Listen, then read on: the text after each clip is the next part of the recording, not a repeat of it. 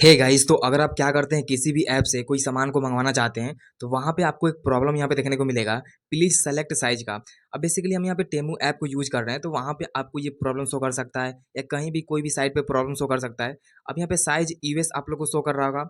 अब यहाँ बोल रहा है कि जो भी आपका साइज़ है उसको यहाँ पे सेलेक्ट करना है और साइज़ सेलेक्ट करेंगे। जैसे मान लीजिए आपको जो टाइम आपको शो कर रहा है, अगर आप इस टाइम से पहले सेलेक्ट करके यहाँ पे सामान को मंगवाते हैं तो आपको यहाँ पे इतने डॉलर का यहाँ पे ऑफ मिलेगा, यानी कि इतने डॉलर का आपको यहाँ पे डिस्काउंट मिलेगा। अब जैसे कि जो भी आपका साइज़ होता है, जो भी आपके पैर में आ जाता है, उस साइज़ को यहाँ पे सेलेक्ट करना है। या तो आप जो चीज़ भी मंगवा रहे होंगे, जैसे यहाँ पे हम यहाँ पे जूता मंगवा रहे हैं, तो हम इसका साइज़ यहाँ पे क्या है सेलेक्ट करेंगे। अगर आप कोई शर्ट मंगवा रहे हैं या कोई जीन्स मंगवा रहे होंगे, पैंट, कुछ भी अगर आप मंगवा रहे हैं, तो उसका जो साइज़ है उसको यहाँ पे सेलेक्ट करना पड़ता है।